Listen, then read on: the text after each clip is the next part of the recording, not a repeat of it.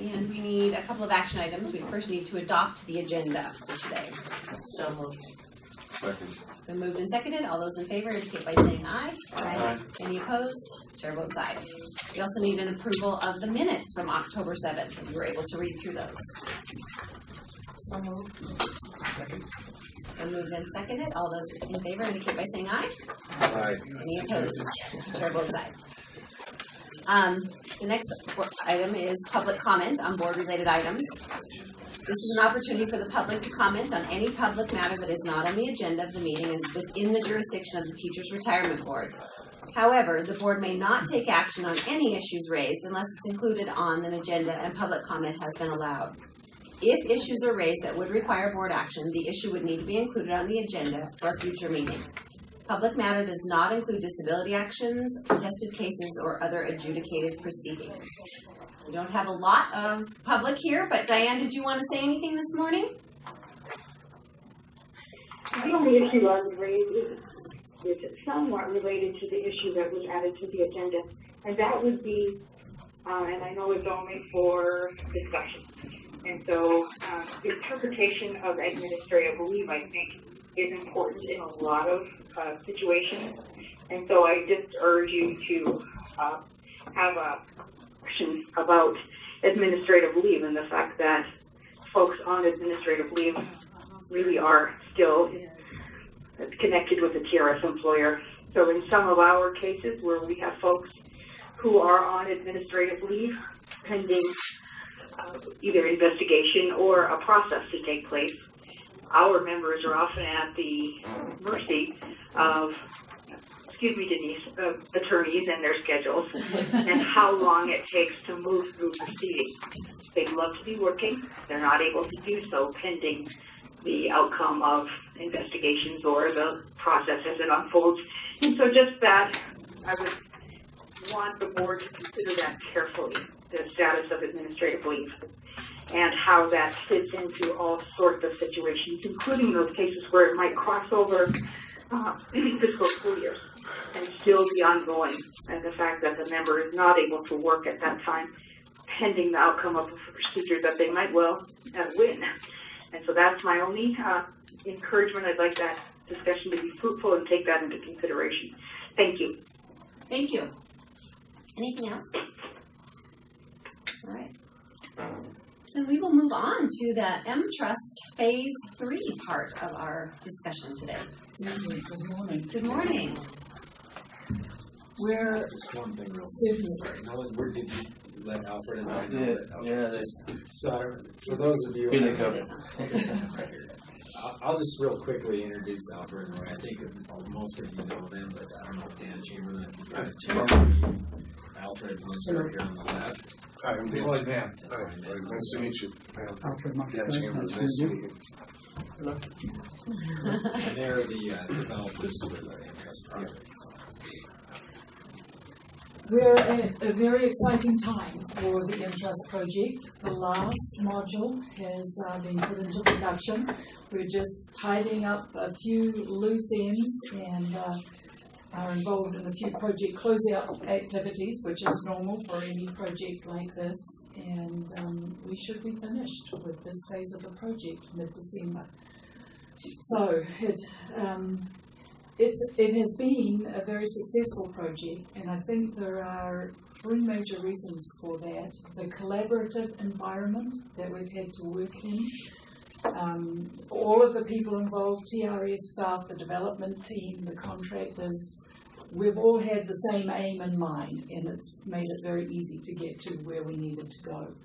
And of course the other thing is it's been a very supportive project environment. Once again, TRS staff, development team, the board have all provided all of the services and support that was needed to get the job done. So we've been turning our attention in the last few months to what's next. As you know, the phase 2 was primarily just to upgrade the technical infrastructure. In other words, take the same functions that we had on Pension Plus and move them over to a new platform. In the course of that, we did realize some pretty significant improvements and gains, But now that we have it all on the new technology, Entrust can really kind of spread its wings and take full advantage of the functions and services that the new technologies offer us. So that's what phase 3 is really going to do. And in the course of phase 2, as you can imagine, we came across all kinds of things then that became possible. You know, ideas about, ooh, we could do this or we could do that. We couldn't do it at the time, but we kept a list of all those things, and then that's what we used as the basis for what's going to make up phase 3. And we made sure that they all work towards 5 major goals, and that's to improve customer service, improve TRS staff productivity and general happiness with their jobs, support the longevity and maintainability of the Entrust system. You know, having made this investment, we want to make sure that it lasts as long as possible into the future. To support the TRS administrative processes, which are, let's face it, constantly changing, just as the population changes and rules and regulations change. And to improve data quality. So once again, that sort of ties into all those other things. Better data means better customer service, more efficient ways of dealing with things. In your packets, I'm sure you've seen the phase 3 overview that's in there. I'm going to just touch on some of what I think are the highlights of this system. And Alfred and Roy, feel free to chime in when I miss something. We're going to start by taking on 3 important modules, and that's beneficiaries, residence address, and retired payroll. That's going to be sort of our first chunk. Beneficiaries and residence address are similar in some ways, in that because we were sort of tied to a certain extent or constrained by the data model of the old system, beneficiary and address information is a little scattered in the system. So what we're going to do is consolidate that, put it all sort of in one place so that there's one source for all this very important information for contacting people, processing beneficiary payments, that kind of thing. So that's going to really help the staff internally and will improve the accuracy and reliability of the system processing.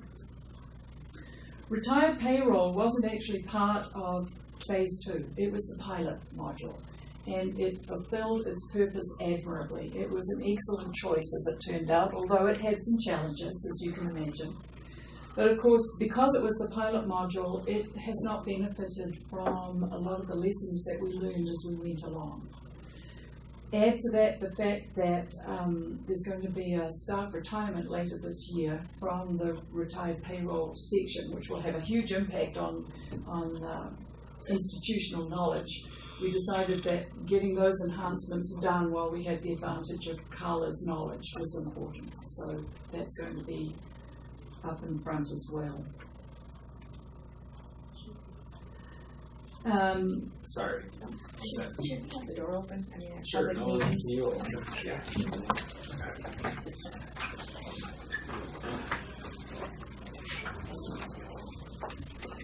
All of the other enhancements too have been sort of organised by modules so that we'll have some efficiencies in the work for the development team so that they don't have to go in and out of the same piece of code 6 different times.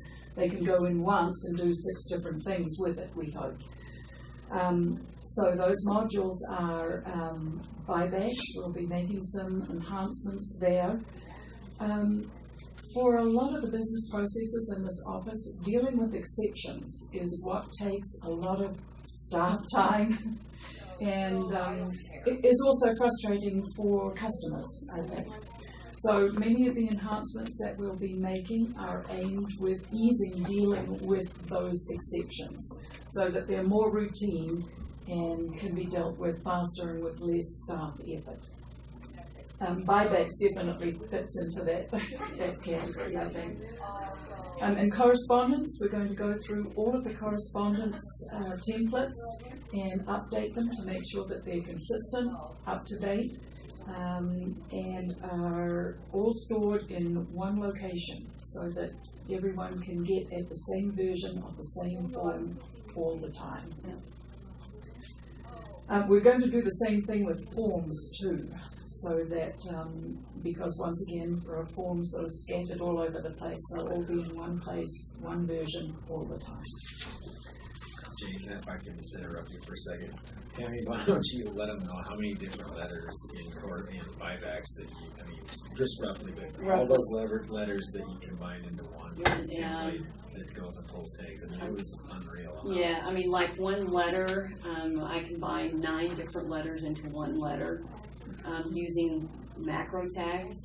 The cost of purchase service brought in, I want to say 15 different letters into one letter, and so it's just using the capability that Alfred and Roy have provided us to create macro tags and have one simple standard format of a letter, but bring in a macro or use a macro tag depending on the person's particular situation, whether they're active, retired, term vested, or if they're purchasing a type of service, out of state, private, a redeposit. So it's the same kind of look and feel of the letter, and just using those macro tags, and it just simplifies.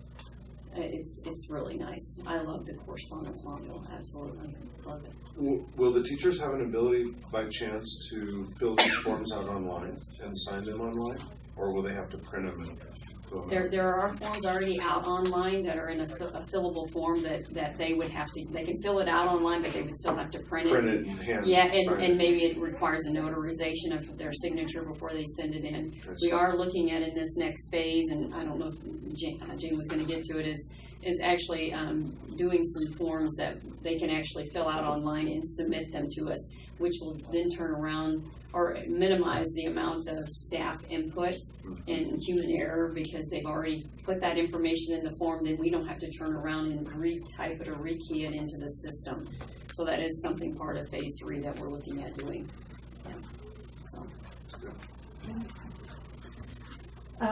For the employer module, we're going to just reorganize some of that information so that it's more readily available.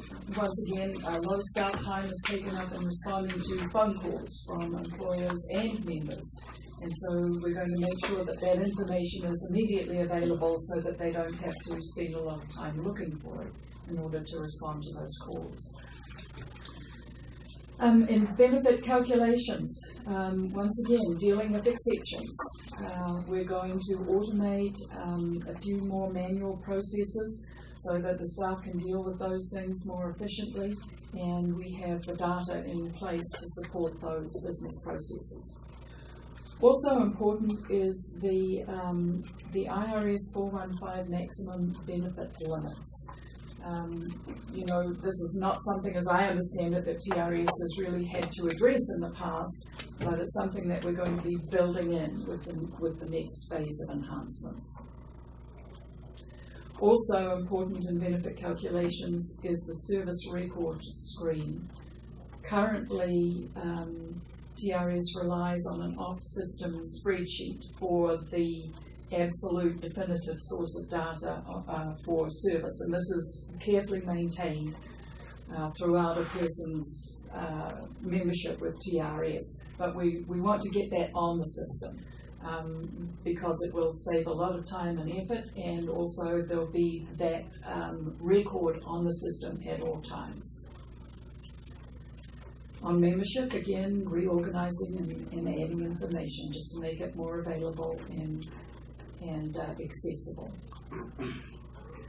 My TRS, which is the online version, we've got 2 modules of My TRS, one for benefit recipients and one for active members. Already, I don't know if you've looked at it, but you will have noticed huge improvements over the system that used to be out there. We're going to make a few more tweaks to that. Just because more and more people use and expect to use online services these days, and so we have to keep up, I think, with that expectation and demand. Online forms is the thing that Tammy was mentioning earlier. We want to both make it easier for TRS members to communicate and apply for services with TRS, and also save the staff time that it takes to rekey in all the information on those applications. So we've identified a key set of forms that will be available online to be filled out online. Now, many of these, because of the signature requirements, will still need to be printed and sent in. But there again, that opens the way for the next step, which is to have an online signature capability as well, so that they would be able to be submitted online as well. But all that data will come into the system so that it can be reviewed by workers here and then accepted into Entrust without them having to rekey it. May I ask a question about that, Sean? Is that does that require a legislative act to allow signatures online? I know in our industry it's now acceptable if you go through some compliance regulations. So what has to be done from a legal point of view until you'll be able to accept an online signature? And Denise can chime in if I'm wrong here, but Denise has reviewed that to some degree, and I believe that it would be a matter of us just making a decision at this point. It has been authorized in state law to accept electronic signatures. Okay. We're not probably going to go there right away. I think what Jane has described is a member can online enter information and hit a submit button, and that information will go to a staging table. Right. And then once especially the forms that need to be notarized, we're still going to require them to send them in with their signature and a notary signature, and then but the information's out there. We won't have to rekey it in. Right. It's just a matter of migrating it to prod. Thousands of man hours and woman hours. Yes. Indeed, that would be a huge benefit. Enterprise content management. TRS will be moving over to the state-supported content management system, which will provide a number of advantages since an upgrade of the old FileNet system was in the wind anyway. When that happens, we're also going to integrate that more closely with the Entrust application, so that instead of having to go out of the system into another application to find a document or to store a document, those things can be done from directly within Entrust. Once again, a huge time saver for the staff because they are constantly searching for those documents. Online wage and contributions reporting. This is very important, apart from the interfaces that get money into TRS, the interface with employers obviously is key to the business. We're going to make a couple of substantial changes here so that employers, we hope, will get better support, not that they're not supported with the system as it is, but we want to help them get their reports in accurately and on time. So we're going to implement mandatory monthly reporting in the system, which will make it a whole lot easier for Nolan to know whether he's just chasing shadows or someone is in fact delinquent with their reporting. Once again, a huge time saver, and we hope will result in more accurate, timely reporting. May I ask, what on the district side, how much additional data entry is it going to require school districts to do these forms? That's a good question, and we have thought about that as we've come up with the requirements for this module. And obviously, we want to reduce that burden on them as much as possible, or keep it minimal. So, chime in, Alfred and Ray. Our thought is that we'll have automated functions for if they're not going to report in a month, they can just click a button or something like that. It's not as if they're going to have to go in there and fill out a whole report for nothing. They'll be able to tell us ahead of time, no, we won't be reporting this month.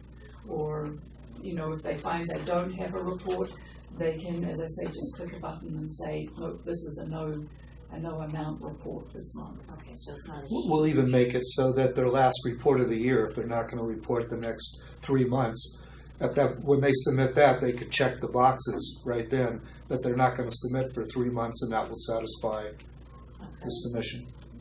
Yeah, and the struggle right now is that we'll get into the summer months, and we have no way of knowing for sure whether districts have individuals working, to some level during the summer. So they're all basically going to show up as not reporting for the months of July and August, say, or June and July. And so it's hard to sort of filter through those to figure out if they are delinquent or not. This will help with that. And PRS actually requires, whether they have contributions or not, they require them to report every month as well. This probably happens now, but if somebody makes a mistake in inputting, say from a district, puts the wrong number, how hard is it to get it corrected? Is it a call to the office, Tammy? They can actually correct. I mean, there are several different ways. They can, if they submitted it to us and we haven't started processing the report, they can take the report back and make the corrections and resubmit it.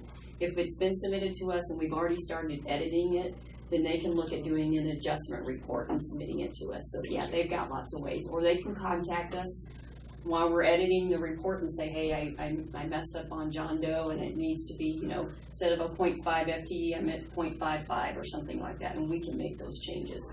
Absolutely. So.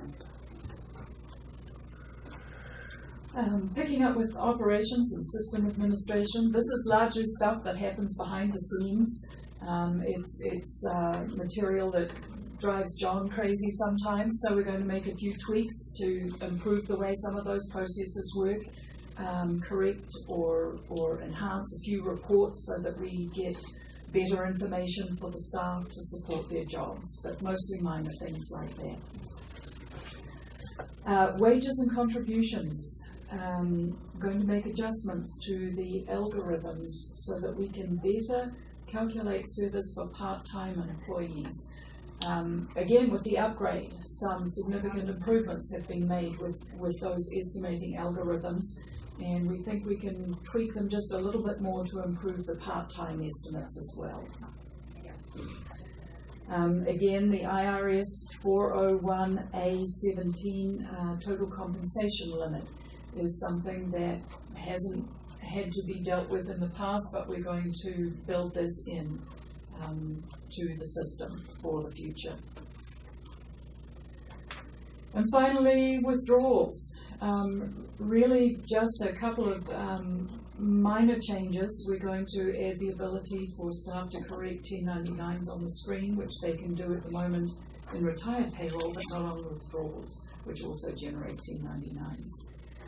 And we're going to improve the efficiency for the process for transferring accounts to PERS or money to PERS for reported in error situations. Yeah, again, that's sort of one of those exception things.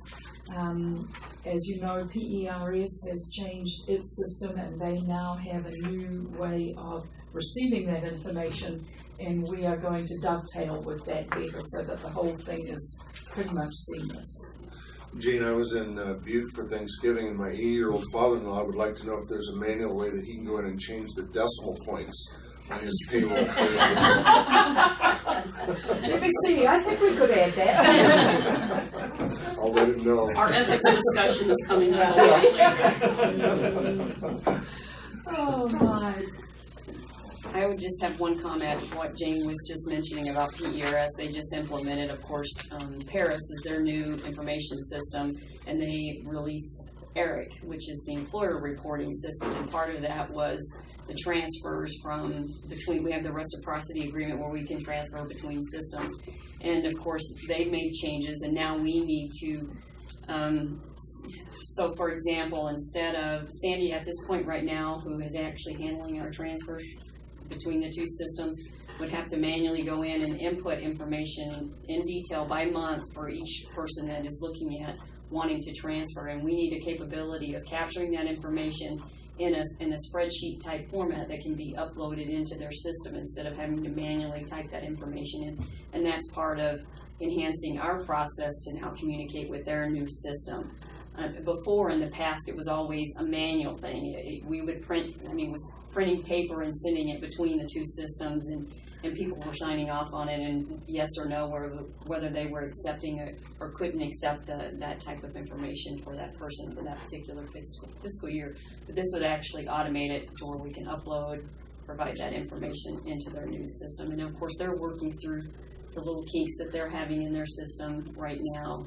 And Sandy, of course, is trying to communicate to them as, what we can provide to them. But that's what we're looking at, is trying to come up with a spreadsheet type format or generating that information out of the system to upload into their new ERIC system, to where you take out the human error and having to input all of that information manually. So, yeah, it'll be nice. Better, for sure, definitely better and easier and quicker, because transfers consume a lot of time. I don't know if any of you have ever had any complaints from members of how long it's taking to transfer between the systems, but it is a very time-consuming process, and it has been in the past. And this would simplify it so much more. Yeah. So that's pretty much all I had, unless you had other questions. Okay. Thank you. Thank you.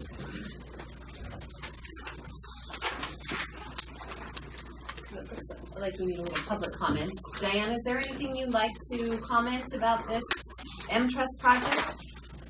I really appreciate the efforts that you're making to,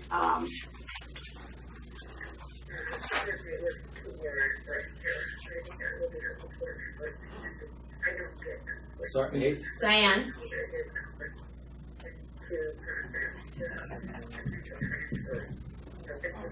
Diane, can you hear us? Hello? yes, I can. oh, Okay, we lost you for a while. Okay, Sorry, now you're back.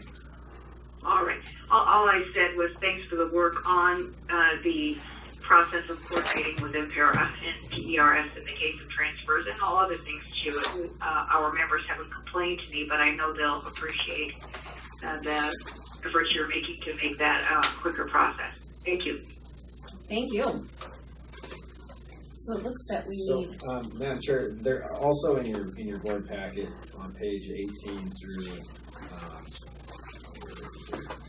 31 is the draft project charter, and it's draft at this point because we haven't, in my board summary write-up, I sort of addressed this. We have not got to the point where we have final estimates for how much the project's going to cost or how long the project's going to take. But for each of these areas that Jane touched on in her project overview, we have detailed requirements of the things the TRS has asked our contractor AMA to estimate for us, and they're all prioritized. Priority 1 are things that we think we can't live without, essentially all the way down to priority 4. So that's what Alfred and Roy are currently working on, is going through all of those requirements. And I don't remember off the top of my head how many there were, but was it over 300? There's quite a few. Some of them are small, some of them are large, but they're going to go through and give us an estimate of what it will take for time, and then of course we can apply the dollars per day in order to figure out what those things cost. So there'll be decisions that need to be made between now and February by our steering team for the project as to which enhancements, if it's a priority 4 and it's sort of going to take a really long time and we don't get a lot of bang for the buck, then that's something that we'll forego. We likely we won't do that. But there's still that whole process has to take place. And so what I'm hoping to do is Alfred and Roy have committed to having us those estimates back, no later than the middle of January, and then the TRS, the M-Trust steering team will review those estimates, work with the AMA to finalize which modules we want to truly include in the next phase of the project, and then we'll have a good timeline and a good budget for the board to approve for the overall phase 3 project in February. So at this point, we're hoping to get started on the first 3 phases of the next, our first 3 modules of the next phase of the project are going to be the residence address and beneficiary module, which those 2 are essentially going to be combined because they're so interconnected.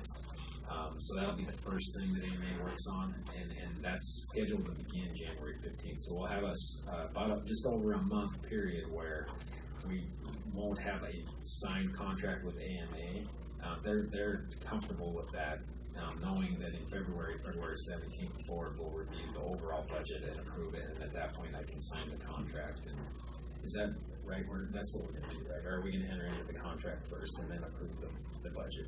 We just talked about this again yesterday. We've sort of been flip-flopping. I guess we could enter into the contract ahead of time. We will enter into the contract because we have the underlying maintenance. Right. And then, but the actual budget the board will set for the project in February. So you'll have another sort of bite at the apple. What I need today is just general approval to move ahead with phase 3. And you may want to ask if Alfred and Roy, if they want to comment on the project or how they think it's gone or any of that. Well, are we talking, you comment on how it's gone with phase 2? You can comment, well, sorry. No, go ahead.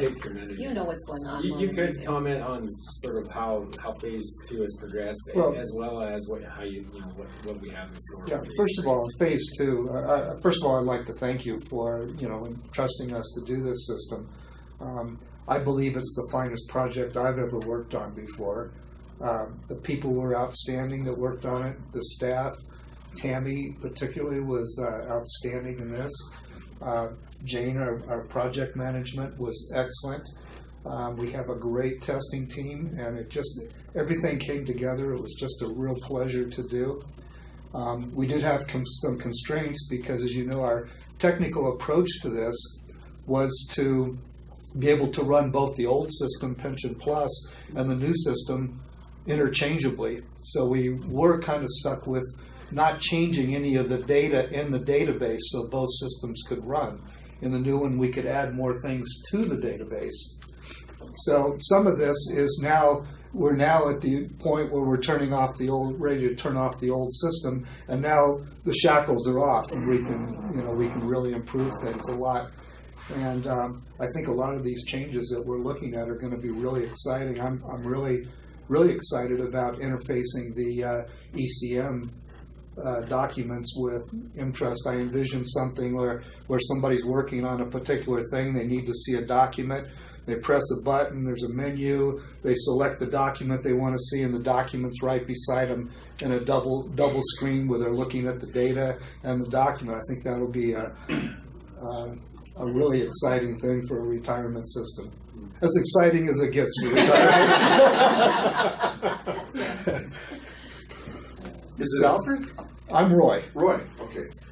Roy, I have a question for you. In the phase 3, could you give us a rough idea of your estimate of a breakdown in the total cost of what may come in phase 3 between the portion of that budget that would be accounted for with labor versus infrastructure?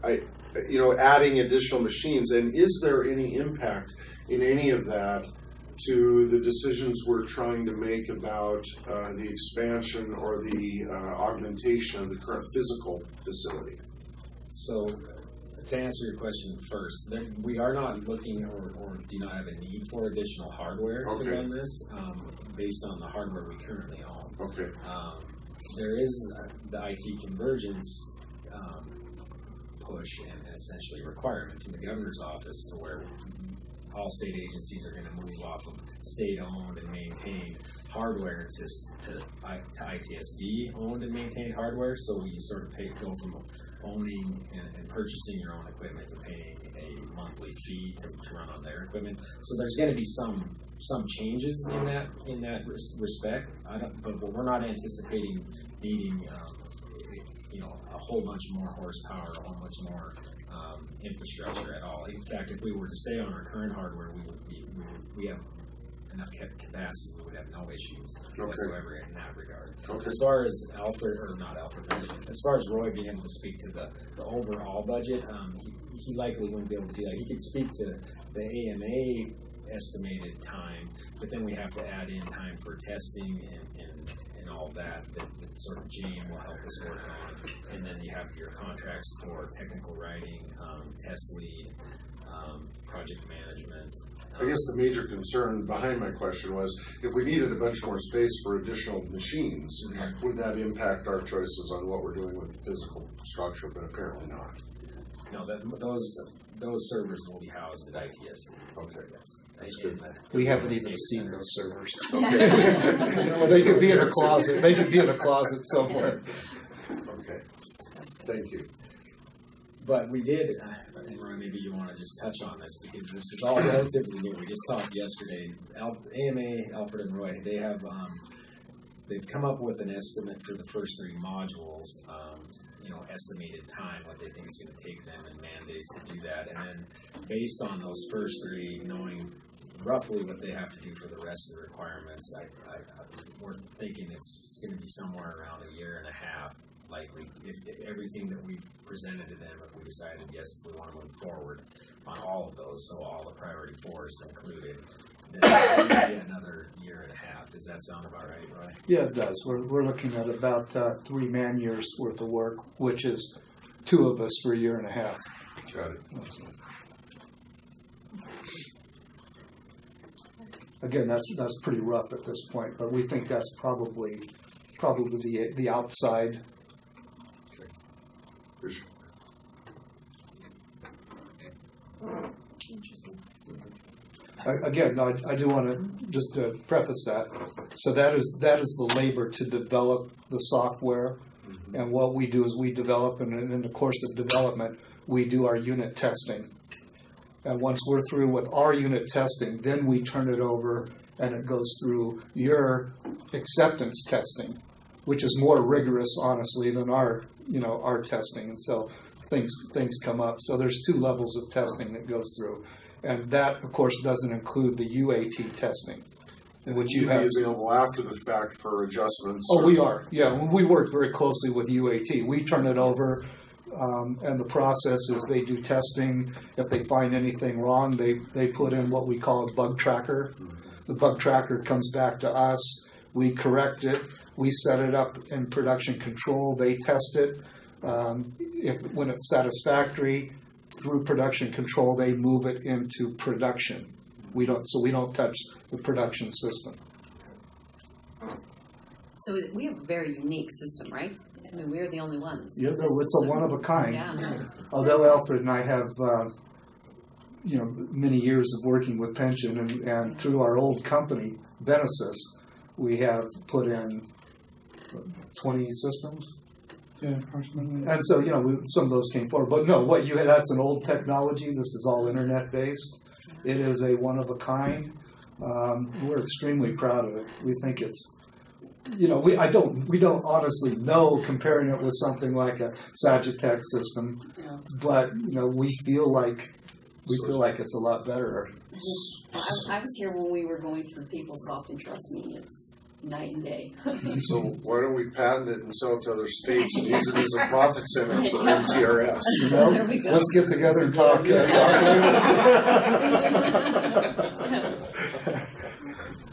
Yeah, one thing you find is it's tough for a 2-man company to go out and sell a retirement system, and you were kind of brave to entrust us to begin with, or the board was. I know some of you weren't here, but it was a somewhat of a risk that I think paid off very handsomely for you.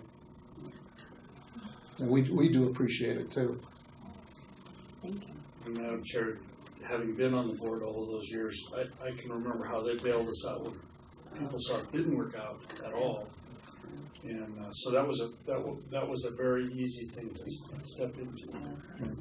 We did have Alfred has a 20-year history, of course, with TRS. I don't, but a lot of it was, trust in what he's done for you in the past. But we wouldn't have that benefit going to sell to another retirement system. When I would give the report on the changes to the Montana Board of Investments, I'd sometimes get some chuckles because I'd say everything's going good, this module has gone into place, it's looking good. It was like, well, wait till the foot falls, wait till you get into trouble. And people would kind of chuckle at me, and is it still doing okay? They'd laugh. Well, thank you. Well, I think part of the success was winning over some key people right away. And of course, once you get the people who are behind it and pushing for it, excited inside, and everyone else sees that, it helped a lot. You know, it was just that, it was a great project, in terms of everybody involved. Thank you very much. So it is time to do a little preliminary approval then of phase 3. We do need, it's an action item, so we do need a motion if we need any more discussion on that. Make a motion to preliminary, for a preliminary approval of phase 3. For the staff to continue to move forward. It's been moved and seconded. Is there any further discussion on this topic? I feel like we have a clear view of where we're going. You know, I think we've been in budget. We've, you know, all these things have gone, you know, much better than I thought. You know, not that I thought it was going to go wrong, but, you know, typically in a program like this, you are ending up with millions of more. Well, we need another million or another, you know. Yeah. It hasn't been like that. And so we appreciate that. The fact that it's all worked and everyone has worked together. It's been very organized. I remember the board back there for a very long time, and it just kind of whittled itself away. And now I have it's. one question before we vote. Are these guys exactly like Penn and Teller? Does Alfred do I do occasionally, but not as much as Roy is better at it than I am.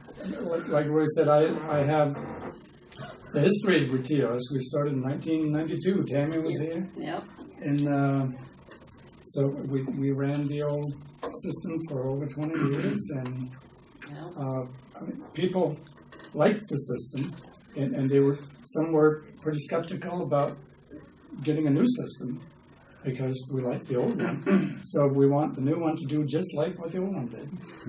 What kind of languages are you using to do this, Alfred? What kind of software background did this come out of? This is written. The new system is written in Cold Fusion. Okay. And that was Roy. Roy had that knowledge, and I didn't in the beginning. So I had the knowledge of the retirement system, of everything that it needed to do. I see. And Roy had the new technology. So I've learned that. So you were able to define the problem, Right. and he helped with the solution, Right. and taught you the language also. Yeah. So it's been a great combination. Okay. Thanks, guys. It's a combination, Cold Fusion, Oracle. We use a lot of Oracle as well. Okay. And I want to just repeat something I said at the very first meeting that went, the kickoff meeting, I think we called it, that I knew I wasn't going to be able to do this project by myself. And so I contacted Roy, and I'm lucky, and I think we're all very lucky that he was available to join me on this project. And I said back then that he's the greatest developer that I've come across in my life. And I think a lot of people here have come to understand that. Yep, absolutely. So I want to thank Roy for joining me on this project. So it's been great. And it's, like Roy said too, it's gone as great as it possibly could. Yeah, With all the people here and the contractors. And it's just been, in a word that Monica would use, awesome. Yeah. Yep. And our current contract for this phase was to replace all the functionality that existed in Pension plus a little bit extra. And that little bit extra was never defined, never tried to be defined. But I can tell you that Alfred and Roy have given us quite a bit extra under that scope of work. So we have been appreciative of that as well. Any further comments? All right, well, it's been moved and seconded. All those in favor indicate by saying aye. Aye. Chair votes aye as well. Any opposed? No, none opposed. Thank you very much. We Thank you really very much. appreciate everything you've done. It was very nice meeting you. Nice to meet you. Nice meeting you all. Thanks. So we can move on. We're ahead schedule, which we thought we would be today, I think, and we'll move to the executive director's report. Thank you, Madam Chair. Members of the board, starting on page 33 of your packet behind tab 4, is the Executive Director's report. And if you look around the table, you'll see a new face here today. So I think most of you probably had a chance to meet Lori, but Lori Holton just joined TRS on Monday. Wow. Yes. So this Jump right in. And we have a board meeting right for you. yeah, this is her I didn't first sleep well meeting. last night. It's not so bad, like everybody said. It's, Nice to meet y'all. Nice to meet you. thank you. And just a little bit of background. Lori comes to TRS with, she had significant experience in years, I don't remember exactly how many, but quite a few years at the Student Assistance Foundation. So we're happy to have Lori on board. Thank you. And then I believe I actually even sent you a copy of the resignation letter. Our Yes. communications manager, Karen Jansen, she was offered and accepted a position outside of state government, and it sounded like that was a great opportunity for her on a personal level. It wasn't great for TRS, but you know, I think she's moving on to something that's going to suit her goals better than where she was. So Karen moved on. We I've been updating the job description for that position. It's sort of evolved into more of a technical writer position than a true public information officer, true PR outreach person. I mean, there's still some of those duties that are included, but it has changed over what it was, I think, when the very first person was hired into that position. So the job description is just being updated to reflect that. And in fact, it should be posted likely next week. So we're going to post that position and try to fill it here before, hopefully before January. Of course, you know, that's a pretty key position, so we're going to want to make sure that the whatever pool of people we get, there's someone in there that will suit our needs. Otherwise, we'll reopen it. Be pretty careful about who we choose in that slot. Are we adequately salaried considering we've gone through a couple of communications directors here in quite a short time? That's something that I'm reviewing. You know, as you know, we use our benchmark for where we sort of set salaries. We're kind of always behind on that because I think right now we're using the 2012 market, but then we sort of overlay the TRS progression criteria on top of it. So people that have been here for a while are covered to some degree more in order to keep up with the true updated markets every 2 years versus somebody that's sort of brand new. But I can say, and Tammy can back me up on this, on most of these new hires, knowing that we sort of have been hiring at a higher level of what we would have if we were using, when I say higher level, higher percentage of the 12 market, because we know that, you know, right now the 16 market's out there. But that is something that I'll review for this position, and we want to be competitive, certainly, so we can bring in someone good. When will we start using the 16 market in this next? 2018, Oh, we'll look okay. at, it's every 4 years, and so in 2018, then we'll start using 2016's market. Yeah, and that's, you know, I mean, all of that is something that could be, you know, reinvestigated and you know, and looked at again, whether it makes sense to use the progression criteria on top of an older market, or does it make more sense to jump to, you know, the newer market sooner to stay competitive. Like I said, and you can speak to this as well, because Tammy helps me work on the progression criteria. I think for people that have been here for 5+ years, that the progression criteria makes up for that. Plus probably some actually, but I mean, would you agree with that statement? I think it's really those first 5 years that are probably the toughest because of the market that we use is older. But since I've been here, at least, when we make that initial offer, we've been making it at a higher percentage of that older market than we used to. It's not 85%. Yeah, typically that was just what I was going to say. It used to be 85%, but we have to take that into consideration now, and we look at bringing someone in a little bit higher than that. Tammy, regardless of what years you're using, are those just in comparison with other state employees within Montana or state employees all over the country? Does it include anything in the private sector, or is it just state? Yeah, just state. Sort of. So it's based on the state HR market survey, which does actually take a look at all the surrounding states. And as well, I think it looks at private sector as well. When we did our own salary survey, we looked at just surrounding states, and we looked we used Mosier's. And now that we've moved to the state HR, then of course it's so it is different.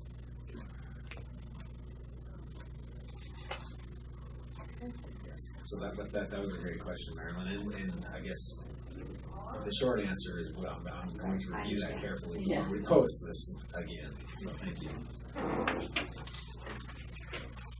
Okay, item number B, or no, letter B, is the 2017 legislation update.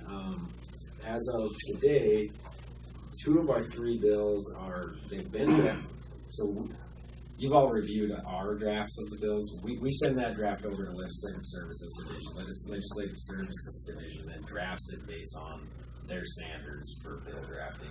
Then they send it back to TRS. We reviewed that actually had an initial review of all 3 of them. 2 of them we've approved. They are now going through legal review back at Legislative Services Division. So our 3 bills that we've requested this next session are all pretty darn close to being complete. It should be completed in the next couple of weeks, at which point I will be able to send out the sponsor letters asking our sponsors to sign off that they're going to carry those bills forward. And I have talked to Marilyn. Marilyn's going to be a member of the House of Representatives this year, and she has agreed to carry our housekeeping bill on our behalf, as well as the MUSRP participation bill. And then Representative Ryan Lynch has agreed to carry our MUSRP supplemental contribution bill. So we have to wait till we get the actual letter from Legislative Services to send out, but I think we're okay there. Where's he from? What district is that? He's from Butte. Yep. He's not related to the other one. He's a JD, yeah. Jack. That's what I was asking. No. Yeah, he carried the bill for us last session, and he has some basis, as far as knowing familiar with what the issue is. He testified on the bill for us in the initial committee. He didn't get out of the initial committee. One of the questions the committee, where it's heard, will always ask is this built into the governor's budget? And it wasn't last session, and unfortunately it's not this coming session either. So it would be on top of it would be an extra spend on top of whatever the governor's budget includes for the university system. So that's one of the key questions they ask. But it's still worthwhile, and there's value in having the conversation that when you close down a system or close the system to a large group of members, if there isn't a liability at the day you do that liability never goes away. You have to do something to make that, to shore that up. Okay, in addition, Madam Chair, members of the board, I listed the other bills that are currently out in the law system that will affect, that at least I can tell on the surface will affect the retirement system. There will certainly be other bills that could potentially affect TRS in the education arena that, based on the short title, you can't tell that until you actually read the bill text. But these ones are ones that we'll closely monitor. You can see that Senator Buttrey has 2 bill requests in to generally revise retirement laws. I have spoken to him about one issue that I'm pretty sure he's going to address or want to address in one of these 2 bills is allow some means to allow for volunteering during the 150-day break in service requirement. I haven't seen any language on that yet. I've asked him to provide that language to us so we can help him make it reasonable for the retirement system as well as if it were to pass. But the second generally revised draft request he has in there, I have no idea what that might entail at this point. Beyond that, the 3 that TRS has requested are listed there, and then Senator Brown has a bill draft request in the generally revised laws related to retirement investments. Again, there's no bill text available on this as of yet, but at the last SABA meeting, it seems to be related to the fees that retirement systems pay for their investments. So I think it'll be something to do with that area, but until I see the actual bill text, I can't really speak to it. In addition to this, just yesterday I noticed that Senator Lang has also dropped in a bill draft request to generally revise teacher retirement system laws. So, again, we're not sure what that would entail at this point, but we'll continue to monitor that closely. As soon as there are bill drafts available, we'll reach out to the legislation committee. We get a feel for whether we should be opposing or supporting or just providing information or testimony.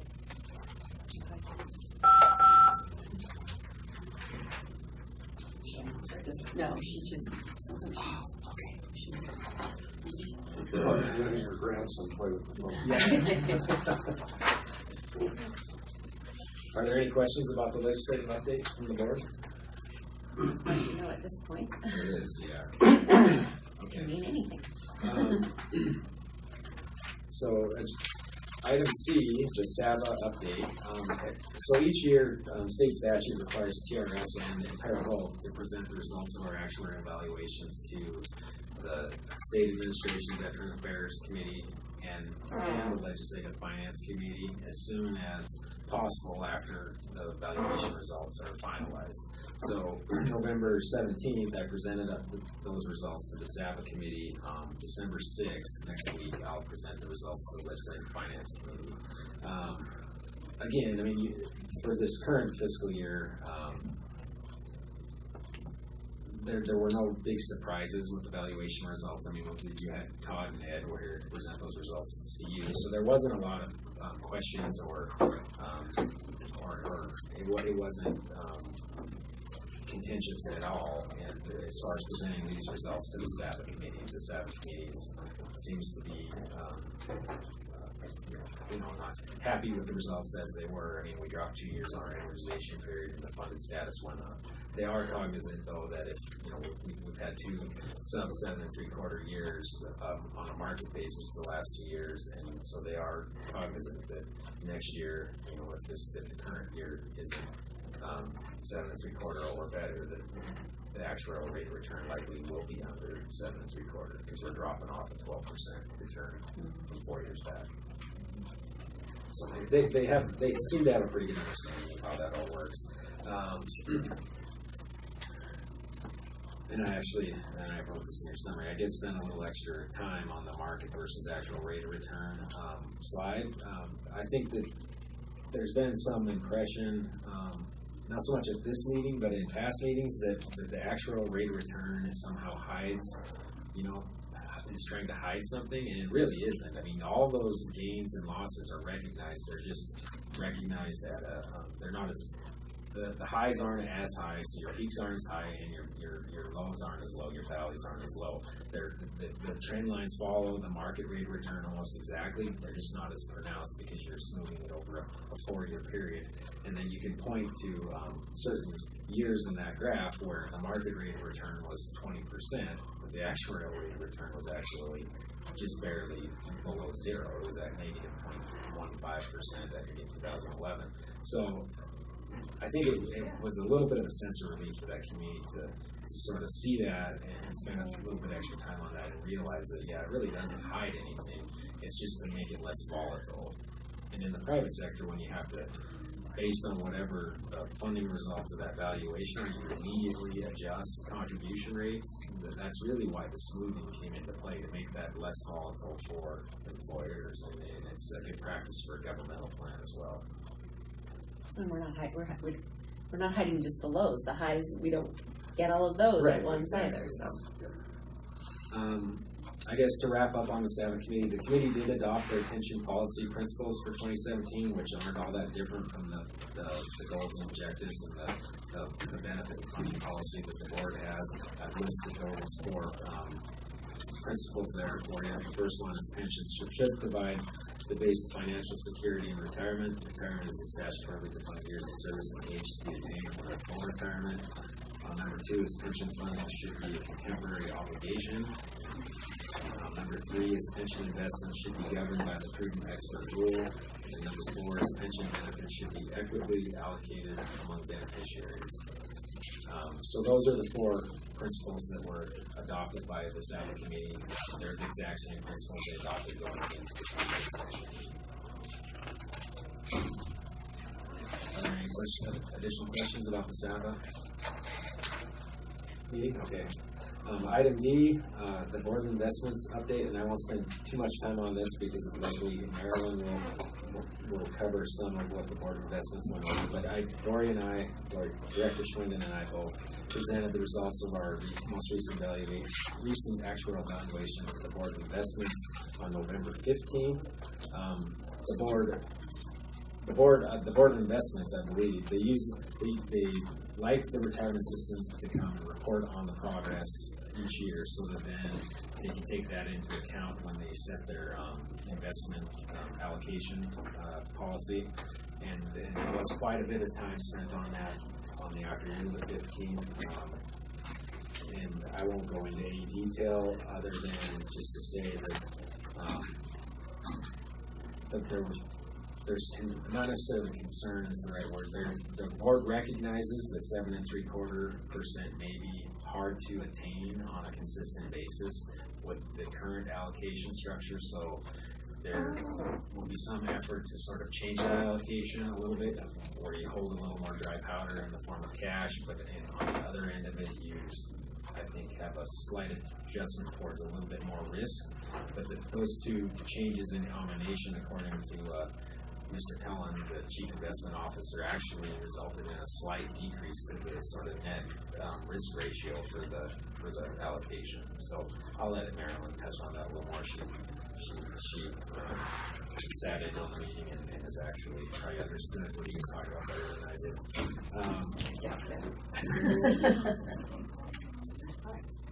So with that, are there any questions about sort of the fall of the year is the run around and present the results of the evaluation, but it's a lot easier to do that when the news is still good. I mean, when the news isn't good, it's a little tougher to do. So hopefully the market will continue on the trend it's on so far for this year. June 30th. Yeah. Still look like that. Right. There's an awful lot of weight that falls on that one day of the year. It really does, because that's the measuring point. Mm-hmm. So. Very good game feed numbers. Yeah, right. Could be way up the day before, but yeah. So with that, Madam Chair, that concludes my Executive Director's report. welcome, ladies. This is a time for public comment if you would like to comment on anything we're doing. No, we're just. Thank you for coming. We appreciate public. All right. Should we take a break now, or should we move ahead a little bit? Madam Chair, it's up to you if you wanted to stretch it closer to 10. I believe that the agenda item that I had added yesterday for informal review, the individual that this affects will not be here until 1 o'clock, so we'll have to we have to do come that. back at 1, but we can move forward if that's what you prefer. It gets closer to 10 o'clock. My report gets right in before we just. Why don't we do your report first, and then we'll take a little break. Okay. Maybe let Nolan go too, because then he doesn't have to start. I'll be brief. All right, Marilyn. The last Board of Investments meeting was November 15th, which posed a conflict for me because I was doing some orientation for the legislature. So I only went to the portion dealing with TRS investment policies. I did come to Helena a few weeks prior to that and met with the Chief Financial Officer, Joe Cullen, so that I would have a much broader understanding before the meeting. And it did help. I'm glad I did that. And first of all, I want to commend Sean. He did a great job presenting at the Board of Investments. He was very knowledgeable, professional about his presentation, and I think provided a very confident view of the operations of TRS to the point of Board of Investments. So thank you, Sean. Joe Cullen, who is the new Chief Financial Officer, has a good grasp of our retirement systems. He worked with pension systems before in the private sector, but he has a good understanding how pension systems work. He has a different view than the previous chief financial officer about how to handle a mature system. And that is that a mature system like ours needs cash to pay benefits. Each year, at this point, we have still earned more money from our investments than we put in. But at the same time, during the year, we need cash at different times to pay benefits, because you can't always sell off things at the proper time. So he wants more cash available in short-term investments. So instead of having to sell off investments at critical times where it's to our detriment to sell them off, we have more money available to pay benefits in a consistent way. The other issue that he brought up, and it was not conclusive how it's going to be handled, it was more of an introductory, is that currently and in the past, investments with teachers' retirement are the same investments that TRS has, and the sheriffs and the judges and all the other 9 systems, so that all of the benefit money is invested as a whole. He wants us to consider on the Board of Investments separating some of that so that TRS may have some different investments. That is not where we are right now, and it hasn't been approved at this point. So it's a new thinking.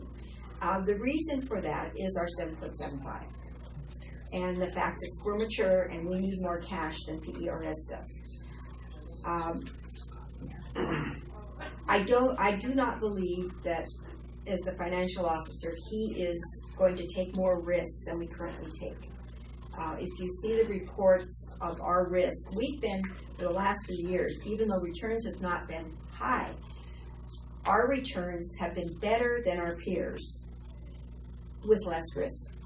And that's a good place to be. Less risk, but better returns than peers. It's hard to judge our returns with peers because we're small, and it's hard to find a system that actually parallels us totally. But in the general, our peers have not earned as much, and they've had to use more risk. Joe wants to look at that risk. He wants balanced risks, and so I'm not saying that he wants to take more risk. I do not believe he does. I do believe he wants to look at, well, I know he does, he wants to look at other kinds of investments. They're calling those,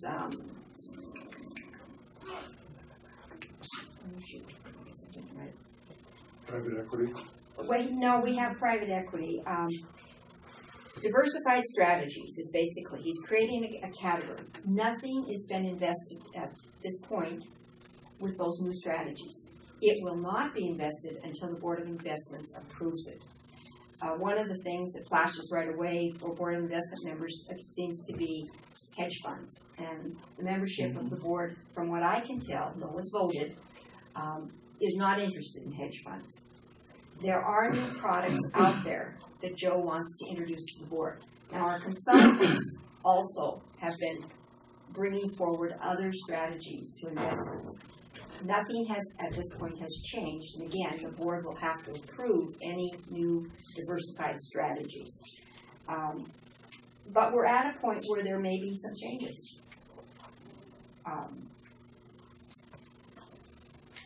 He's looking at what he calls opportunity set of potential investment strategies.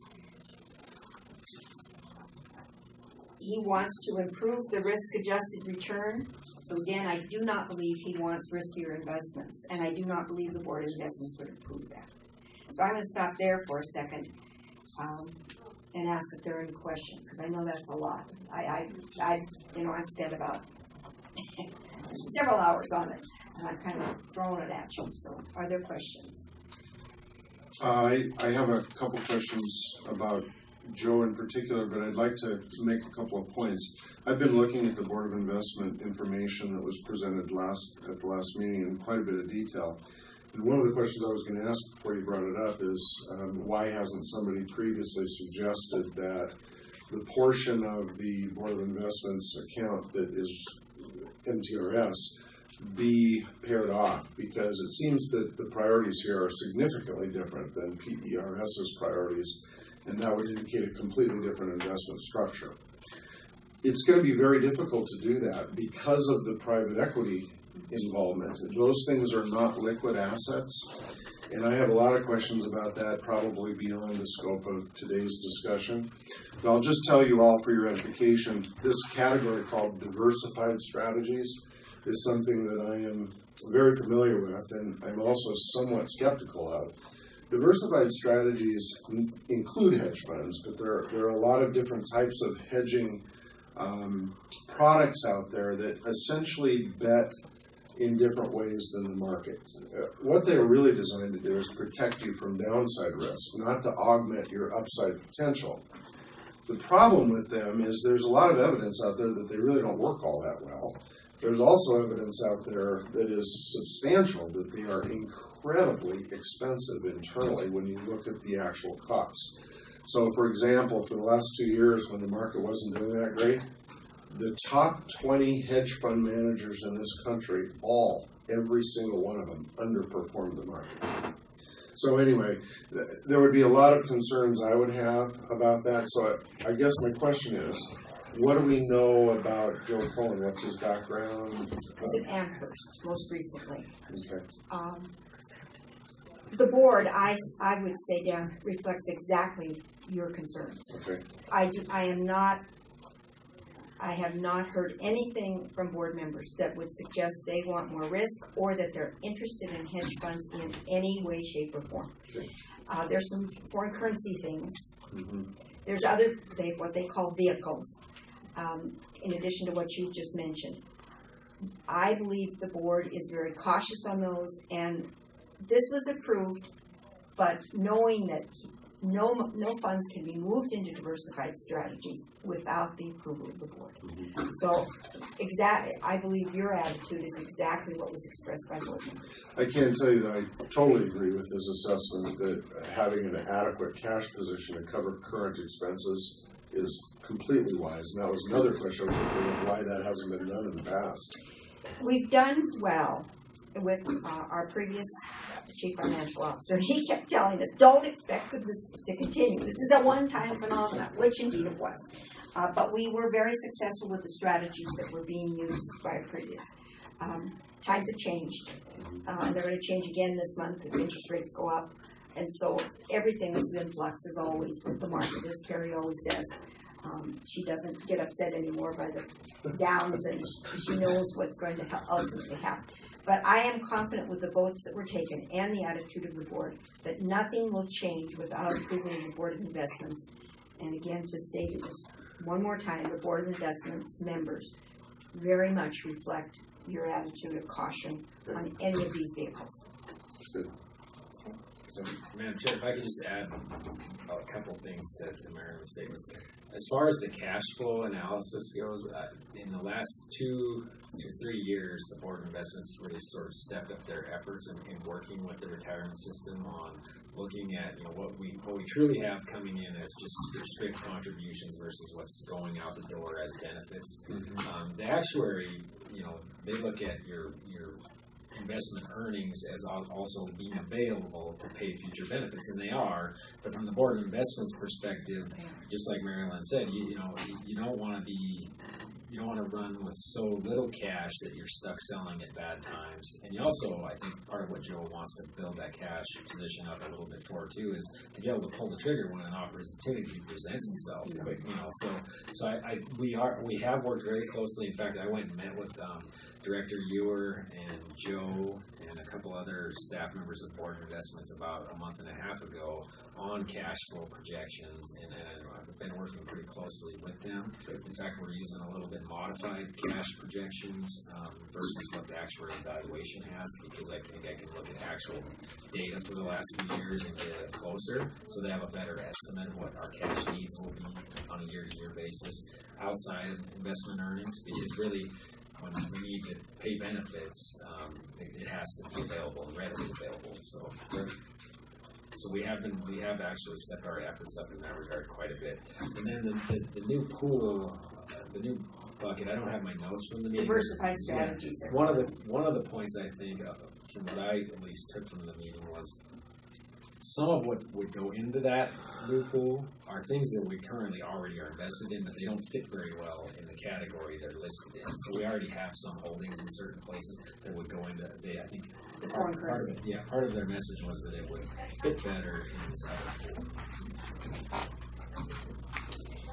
The other thing that occurred,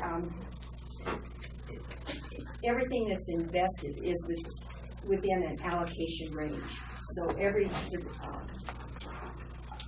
category of investments has a particular range the board approves as policy. 5% to 8% can be invested in a certain category, like private equity. Those are not the correct numbers, by the way. Those were tweaked slightly. They were not changed dramatically, but they were, for instance, the range that we are now high in, say, private equity is now the top range. So there's going to be some changes in allocation within certain categories. Those also were approved. The consultant believes the slight changes in allocations is appropriate at this time, and those are always looked at every year, reviewed at most meetings, so those can always be changed again. But it seemed to be both the consultant and our in-house staff felt at this time they were the best allocations. So that was the other part of the meeting that was significant related to our investments. I felt comfortable there, and it's a good opportunity for me to thank this board for giving me the opportunity to expand my knowledge beyond what I ever thought I would ever be looking at my age, including taking a class on finance and all kinds of other things. So thank you for that opportunity. It's been a growth experience for me. I have one other question. Was there any discussion about shifts in those allocation percentages as a result of the new leadership and how that may impact different sectors, particularly in the equity holdings that are in the Board of Investments? Was that discussed? I don't remember that. It wasn't while I was at the meeting, but again, this was November 15th, so it was relatively soon after. Right. And not that I can reflect on right away. Okay. Sorry. No problem. Thank you, Marilyn. Thank you. Such a great job on that committee, too. Marilyn, let's just do your report right now, and then we can take a little break.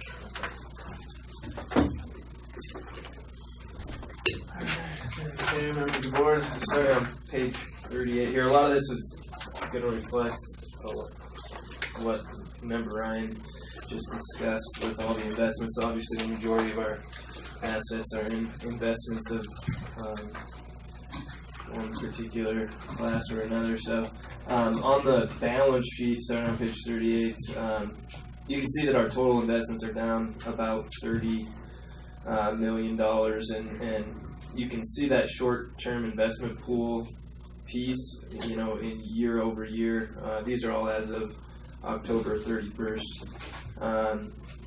Is up significantly, and that's a lot of what we were just talking about with increasing our cash position. That's where we hold the majority of our cash, of course. And then the equities, both international and domestic, are significant. Well, they're down quite a bit from year over year, but that kind of gets us to our total of being down about $30 million in the total investments, and that's going to be, kind of trickled throughout. That's why our total assets are down about the same amount, because that's the majority of our assets, and then same with our fund balance there. Ellen, excuse me, can yes. That's anytime you shift, there's your cost of shifting more money into the short-term investments. You get an investment return, but it's very, very low. But it does do exactly what Sean and I both talked about. It does make the funds available. You're not selling at a bad time, and it does make funds, as Sean pointed out, available. If there is a good investment, we can take advantage of. So there is a cost, and that's where the difference is. And I think you'll see also kind of, once we get here into the fund balance statement and the investment revenue, because of that shift, there's some realized gains. Like especially on that last page, the investment revenue, you can see our securities gains are up about 20 million, and that's going to be on the next page, page 40 there.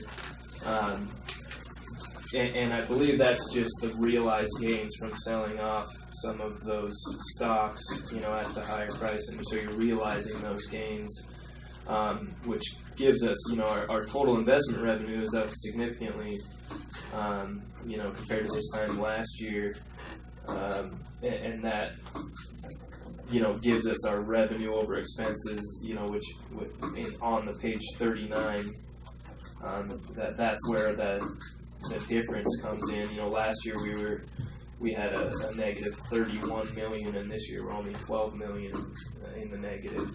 We're typically going to run in the negative because of our benefits paid, are always increasing, but as a mature system. So, are there any questions on the balance sheet, fund balance statement?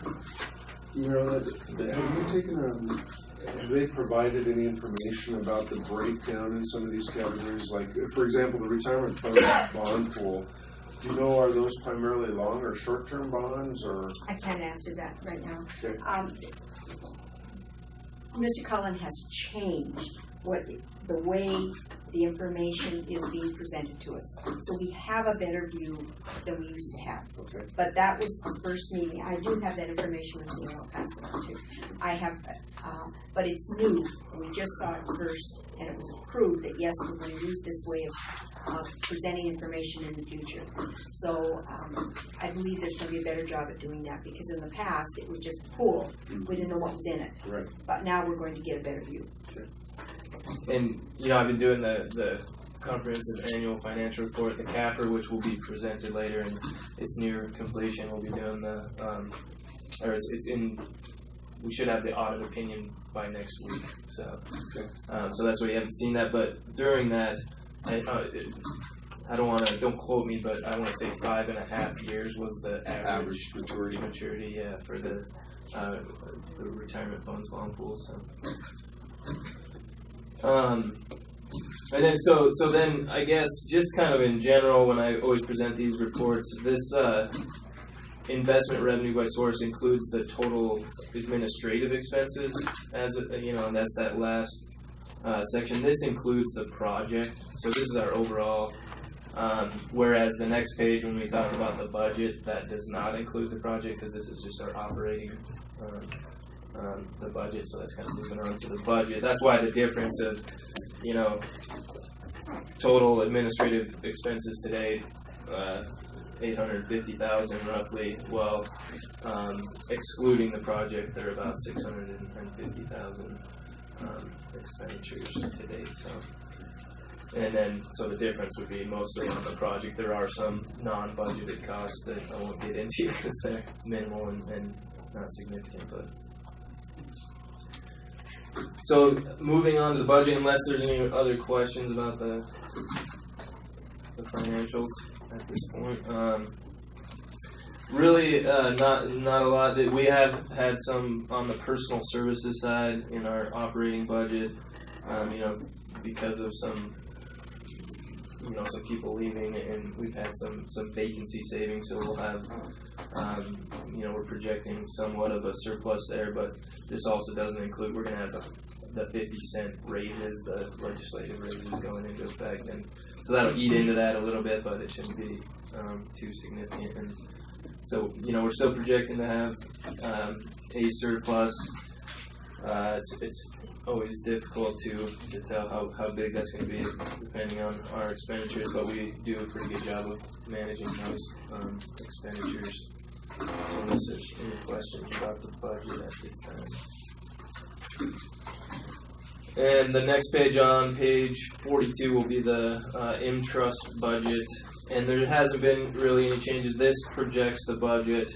So this was as of October 31st. So this projects the budget for, as though we're going to expend as we have been for November and December. And I'm not sure, but did we say the project is gonna end before December's out? Yeah, December's about the middle of December, About the the middle. 16th. So, yeah, so I mean, so we might actually end up with a slightly larger surplus than that, but not much. I mean, And this doesn't include anything in phase 3.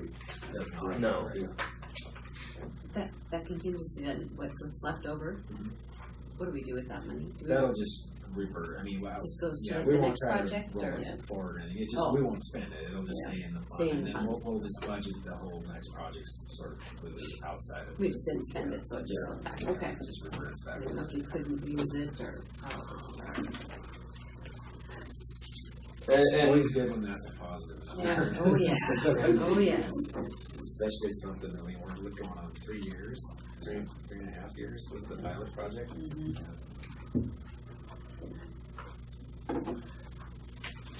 So page 43 is just informational, you know, those are our major contract services.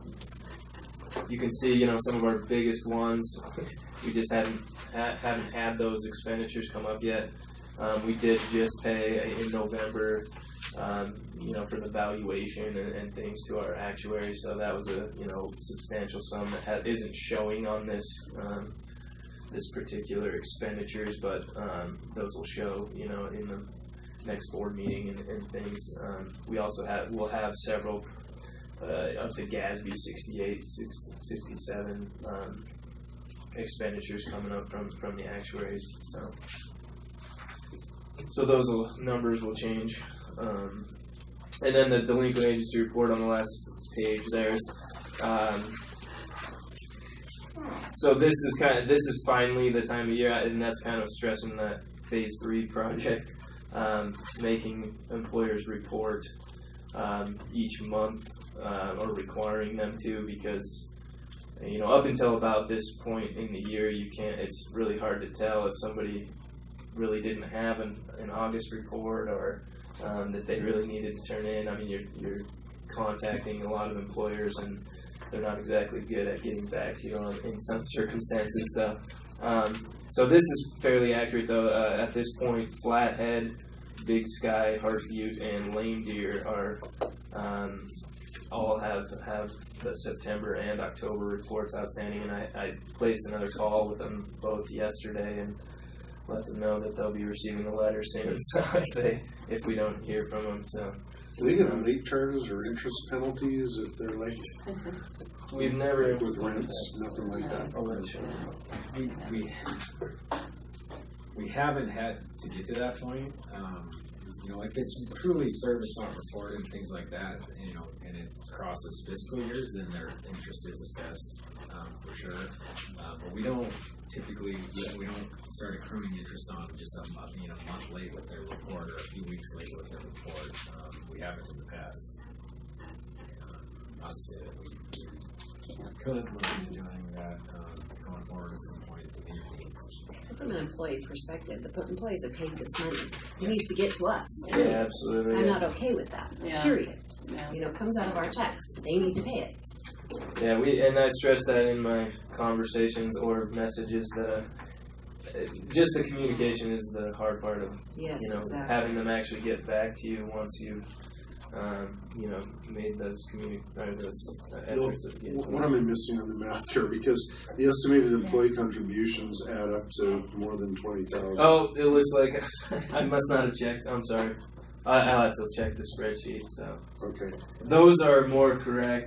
Yeah, that. The top portion. Yeah, I must have The not totals. checked my auto sum there. So. And Madam Chair, Public Employees Retirement System, it's my understanding, will start charging for late reporting. I know they waived doing that right now in the interim of moving to their new ERIC system, and so I think they're going to start looking at doing that after the first of the year. So, but it's not something we've ever done. Other than what Sean said, if it truly service not reported in error, that crosses a fiscal year, we set it up as a buyback and we charge 7.75% interest.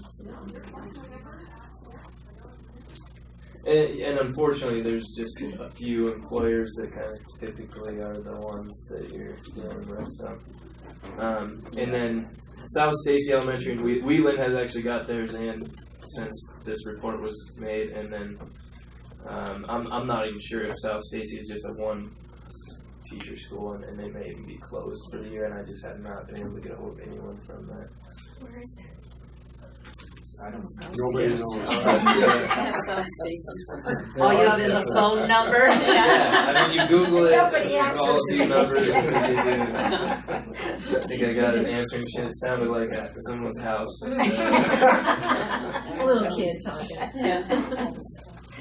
So that's all I had for the budget and finance reports. As far as the P2F2 conference that I attended, I want to thank the board for sending me again this year. P2F2 is the Public Pension Financial Forum, and it's actually attended by most of my counterparts throughout the nation, and even a lot of directors of systems throughout the nation attend, and the bigger ones might have 15 or 20 people there, so it's a pretty large conference. It's a really good group of people. The networking is probably the biggest thing you get out of it. This group, once you're on the email stream, they send out lots of questions, in varying from, the financial reporting and GASB statements and things like that, just on what you're doing and how you can, and I'll answer those if I have the answers, and if I have questions, I've never really had to send one out that I can think of, but I know that option's always there, and now I can actually put names to faces and things, so really appreciate that opportunity. As far as some of the content, a large amount of it was spent on actually the GASB 72, which had to deal with the way that investments are required to be reported at fair value this year, which we've always done really technically anyways. It's just that, I won't get into all the boring details of it, but because we're in the investment pools, they're not actually available to be sold, the shares of those pools to the private, you as an investor couldn't go buy a share of our pool, so everything's going to be reported at what's called net asset value versus the three categories, and you'll see all this in our financial report, and I'll go over it in more detail then. I have two questions about that, Nolan. Was there any discussion about their opinion of the difference between those reported net asset values and what actually might be a market value? And are they actually using the mark-to-market rules? Do you know? So when I had to do our reporting for teachers' retirement, I dealt a lot with Julie Feldman and Frank Cornwell. I'm going to forget his last name, but he over at Board of Investments. So they kind of gave us some of the language. The way I understand, there's 3 tiers of, every asset should be going into, if it's widely available and easily sold to the open market, it's like a tier 1 asset. If it's sort of available, it's kind of, so I guess I'm not sure if I'm answering liquidity. Your question. Exactly. Yeah. And GASB created those rules, and so we sort of just had to take because we're not as familiar with the investments as Board of Investments, we kind of just take whatever the Board of Investments says are investments, the categories lie in. And in our case, since the decision was made at Board of Investments, because they're all in the pools, TRS has no investments outside the pools at this point. Those are all not available to the public market, so they're all reported at net asset value, which more or less is the market value of the old way of doing the market value, I guess. Or is that the way you understand it? Well, this is kind of an important point. May I add a little bit? Some of you probably understand this well, but I'll take you back to March of 2009. one of the theories about the major reason we had the economic crisis is because banks were required to report their loans as what's called mark-to-market valuations, which is what somebody was willing to pay for those loans in cash on the spot in the open market on a daily basis, not over the course of. So here's the point. Even though still in the subprime crisis, the vast majority of people are still paying their mortgages on time. Okay, many of those portfolios of loans in big banks like Wells Fargo, for example, or the ones that went out of business like Washington Mutual, their mark-to-market reporting showed valuations on those baskets of loans that were in the pennies on the dollar, 5-10 cents per dollar. And the problem is that the banks now had to add to their reserve requirements, so there was no money available. Why is this important to us in the Board of Investments? Because I have no way of knowing at this point whether, when we're looking at $360-some million in the board of in the pension plan for MTRS, I don't know when you come to, for example, these private equity positions, the net asset value could theoretically be 20, 30, 40% lower than the actual market value. It may not be that significant, but I don't have any way of knowing at this point, and I don't know which other of these pools or assets are being reported as net asset value. So this situation that we're looking at on paper might be fundamentally better than we're actually expecting.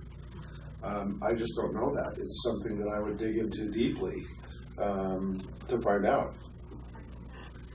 So net asset value, just to give you an idea, if you were going to try to determine what the net asset value of the MTRS system is, not the dollars in this pool. Well, this is a bad example.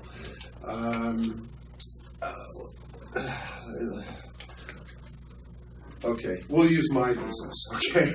I personally manage almost $200 million, and most of my revenue is a fee-based revenue stream. But if we were going to try to describe my business, the Chamberlain Group, in net asset value, I'd have a few computers, a business building, and you'd take all that and divide it by the shares outstanding, which is me and my wife, and you'd determine then what the value of my business is. None of the ongoing revenues or the perceived market value would have any meaning or bearing on the valuation as a net asset value. Okay, so I think this is an important point for us to begin to understand as a board. If there is a big disparity between what's showing on paper with some of these assets and what it might actually be worth in a market sense, it would be important to know that. We'll have to look into that so we can get you definitive information, but I believe what we get reported to us from State Street, those really are market values, and what we're looking at primarily most all the time is market value.